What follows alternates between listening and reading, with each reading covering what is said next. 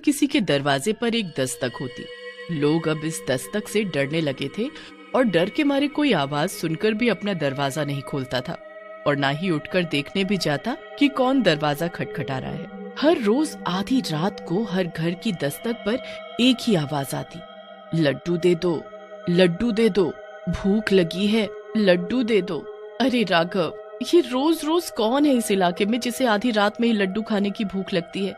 साधु संत भिखारी सब दिन में मांगने आते हैं, पर तुम्हारे इलाके में पहला भिखारी देख रही हूँ जो रात को मांगने आता है और रोज एक ही चीज मांगता है। और मैं इतने दिनों से देख रही हूँ, ना ही तुम उठकर उसे कुछ देने जाते हो और ना ही कोई और। ऐसा क्यों? अरे वो कोई भिखारी या संत नहीं है जिसे आधी रात को भूख लगती है।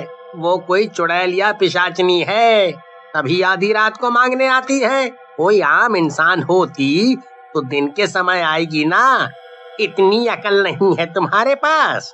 अरे चुड़ैल होती तो वो लड्डू क्यों मांगती? कभी सुना है किसी चुड़ैल, भूत या पिशाच के बारे में कि उसे लड्डू पसंद हो? वो खौफनाक ताकत तो खून और मांस के भूखे होते हैं, ना कि लड्डू पेड़े के। इन दोनों की ऐसी ही बहस चलती रही। बात ये थी कि राघव इस मोहल्ले में सालों से रह रहा था, पर सोनी की शादी राघव से कुछ ही दिनों पहले हुई थी और वो इस मोहल्ले में नई थी, तो उसे पता नहीं था कि यहाँ चुड़ैल का रात को लड्डू मांगना आम बात थी लोगों के लिए। पर डर के मारे सब लोग सिर्फ सुनते ही थे। किसी ने उठकर कभी देखने की हिम्मत नहीं की कि लड्डू मांगने वाली चुड़ैल देखने में कैसी है। फिर अगली रात, लड्डू दे दो, भूख लगी है, लड्डू दे दो। कोई जवाब न मिलने पर वो एक दरवाजे से दूसरे दरवाजे गई और फिर से वही दोहराने लगी, लड्डू दे दो, भूख लगी है, लड्डू दे दो। फिर एक एक करके वो सारे घरों के दरवाजों पर जाती है और एक ही चीज दोहराती। हर रात वो बिना लड्डू के ही वापस आ जाती, पर फिर भी पता नहीं क्यों उसने ये नियम बनाया हुआ था। एक दिन सोनी सोचती है, क्यों ना आज मैं सोने से पहले लड्डू दरवाजे पर रख दूं। बेचारी कोई हर रात लड्डू मांगती है, पर कोई उसे देता नहीं है। क्या पता लड्डू खाकर वो मांगना बंद कर दे। पर राघव को बोलूंगी तो वो नहीं मानेंगे। किसी बहाने से बोलती हूँ। फिर सोनी राघव को फोन करती है, सुनो राघव, आज आते समय रात को लड्डू लेते आना, मेरा बहुत मन है लड्डू खाने का। नहीं, सिर्फ लड्डू ले आना। फिर रात को सोनी सोने से पहले चुपचाप घर के बाहर लड्डू रख देती है और रोज की तरह सब खा पीकर सो जाते हैं। फिर लड्डू दे दो, भूख लगी है, लड्डू दे दो। अरे आज ये लड्डू किसने रखे? किसका घर है ये? चलो, कोई अच्छा इंसान लगता है। चलो, आज की खोज यहीं खत्म हुई। चुड़ैल आधा लड्डू खा लेती है और आधा वहीं रखा छोड़ देती है। फिर सुबह सोनी दरवाजा खोलती है तो देखती है, अरे ये आधा लड्डू यहीं छोड़ गई वो मांगने वाली। लगता है भले घर की है कोई, जितनी इच्छा होगी खा लिया उतना बेचारी ने। इससे पहले कि राघव देखे, मैं इसे यहाँ से हटा देती हूँ। पर तुरंत ही राघव भी बाहर आ जाता है। अरे सोनी, तुम सुबह सुबह बाहर खड़े होके क्या कर रही हो? तुम्हें तो सबसे पहले चाय पीनी होती है ना। कुछ नहीं, बस यूं ही सोचा आज ताजी हवा खा लूं फिर चाय पीऊं। अच्छा तुम नहा लो, मैं चाय बनाने जाती हूँ। और नजरें चुराते हुए सोनी रसोई में चली जाती है। फिर दिन में, कल पहली बार सुकून की नींद आई मुझे। उस चुड़ैल ने दस्तक जो नहीं दी कल रात, वरना उसकी आवाज सुनते सुनते और खरखराहट से रोज नींद खराब होती है। पर मेरे घर दस्तक हुई थी रात को, तेरे घर कैसे नहीं हुई?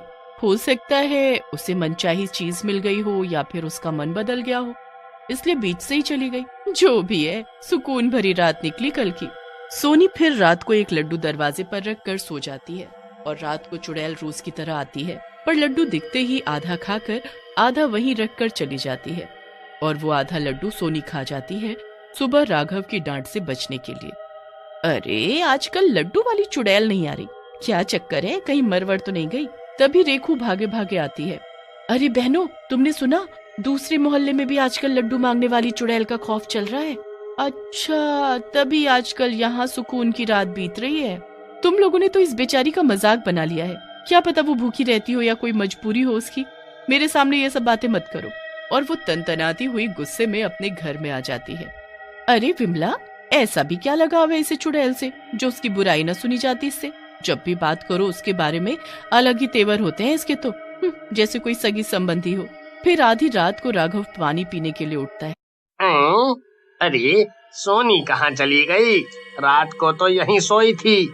सोनी, सोनी, अरे कहाँ हो तुम? राघव पूरा घर छान मारता है पर सोनी कहीं नहीं मिलती। अरे कहीं वो चुड़ैल मेरी सोनी को खा तो नहीं गई? जरा बाहर जाके देखूं तो। दरवाजे पर उसे आधा लड्डू रखा दिखता है। आधा लड्डू? ये किसने रखा यहाँ? ये क्या हो रहा है मेरे घर में? सोनी गायब है, दरवाजे पर लड्डू रखा है। अब इस समय मैं किससे मदद मांगू? सब घोड़े बेच के सो रहे होंगे। तभी एक हल्ला सुनाई पड़ता है जो कि दूसरे मोहल्ले से चिल्लाने की आवाजें आ रही होती हैं। अरे लड्डू वाली चुड़ैल के पीछे मेरी बीवी भी भागी जा रही है, कोई रोको उसे, वरना वो भी चुड़ैल न बन जाए कहीं। हैं? बीवी चुड़ैल के पीछे? धन्यवाद भाई, आप इस समय मेरी मदद के लिए आए, वरना आज तो मैं अपनी बीवी से हाथ धो बैठता। राघव फिर सोचता विचारता अपने घर वापस आता है और वो देखकर दंग रह जाता है। अरे ये सोनी कैसे भुक्कड़ों की तरह लड्डू खा रही है? और ये तो थोड़ी देर पहले थी नहीं यहाँ। क्या चल रहा है ये? अरे सोनी, मैं तुम्हें कब से ढूंढ रहा था, कहाँ गई थी तुम? और ये इतनी रात को इतने सारे लड्डू खा रही हो? तबीयत तो ठीक है तुम्हारी? और ये इतने लड्डू आए कहाँ से? सोनी लाल आंखों से तिरछी निगाहों से राघव को घूरती है। ये रूप देखकर राघव डर जाता है। वो चुपचाप जाकर बिस्तर पर लेट जाता है। फिर सुबह, अरे भाई सुना, अगले मोहल्ले की खबर आई है कि उनकी बीवियां लड्डू वाली चुड़ैल के पीछे जाती हैं और अपना आपा खो देती हैं। कितनों की तो बीवी वापस मिली ही नहीं। जिन्होंने आवाज लगा के रोक लिया तो रोक लिया, वरना बीवी गायब। ऐसे कैसे हो सकता है? हमारे मोहल्ले में भी तो चुड़ैल कब से लड्डू मांग रही है, पर यहाँ तो ऐसा नहीं हुआ कभी। ओहो, क्योंकि हम लड्डू देते नहीं ना। उस मोहल्ले में उनकी बीवी बाहर चुड़ैल के मांगने पर लड्डू देने चली जाती थी और फिर ये सब होने लगा। फिर रात को, अरे सोनी सुनो, मुझे सुबह जल्दी ऑफिस जाना है, तो कल जल्दी उठ जाना, नाश्ता बना देना। ठीक है। फिर वो दोनों सो जाते हैं। आधी रात को राघव जब उठता है तो फिर सोनी को गायब पाता है। राघव सोनी को पूरे घर में आवाज देते हुए ढूंढता है पर सोनी कहीं नहीं मिलती। राघव घर के बाहर देखने जाता है तो देखता है कि दरवाजा खुला है। अरे आज ये दरवाजा कैसे खुला रह गया? रोज तो मैं खुद बंद करके सोता हूँ, लगता है जल्दी में खुला छोड़ दिया मैंने कल रात। तभी उसकी नजर वहीं पर रखे आधे लड्डू पर पड़ती है। राघव उसी समय गलियों में सोनी को ढूंढने लगता है। वो यहाँ वहाँ सोनी को हर जगह ढूंढता रहता है पर वो नहीं मिलती। राघव टेंशन में घर आता है तो देखकर दंग रह जाता है। अरे सोनी, ये तो घर पे ही है, पर मैंने तो पूरे घर में देखा था, तब तो कहीं नहीं मिली। पर ये कर क्या रही है? सोनी फिर से ढेरों लड्डू खा रही होती है, वो भी भुक्खड़ों की तरह, जैसे कभी उसने लड्डू देखे ही ना हो। राघव को ये सब बहुत अजीब लगता है। सोनी बस उसे गुस्से की निगाहों से देखती है और फिर लड्डू खाने लगती है। फिर जाकर कमरे में सो जाती है। सोनी के सोने के बाद राघव देखता है तो वहाँ ढेरों लड्डू रखे होते हैं। ये क्या माजरा है? मेरे तो सर की नस फट जाए लगता है। रात को सोनी का व्यवहार कितना अजीब हो जाता है और सुबह ठीक रहती है, पर हुआ क्या है इसे? पता करना पड़ेगा कैसे भी। अगली रात राघव सोता नहीं है और जैसे ही सोनी उठकर बाहर जाने लगती है, राघव भी चुपचाप उसकी जासूसी करने लगता है। वो देखता है कि सोनी ने एक लड्डू बाहर रखा जिसे चुड़ैल ने आधा खाया और आधा सोनी को खाने को दिया। फिर वो चुड़ैल के पीछे पीछे जाने लगी। पीछा करने पर उसने पाया कि सोनी भी एक चुड़ैल के रूप में बदल गई और दूसरे मोहल्ले में लड्डू मांगने वाली कोई और नहीं, सोनी चुड़ैल ही है। वो देखता है कि सोनी चुड़ैल घर घर लड्डू मांग रही है और जो भी लड्डू देने आती हैं औरतें उनको आधा लड्डू खिलाकर वश में कर ले रही है और एक सुनसान जगह पर जाकर वो उन औरतों को लड्डू में बदल देती है।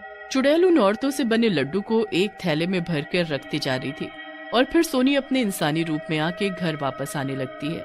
राघव जल्दी से घर आकर बेड पर आंखें बंद करके लेट जाता है। आज उसने सच का पता तो लगा लिया था, पर सच इतना भयानक था कि उसकी नींद ही उड़ गई थी।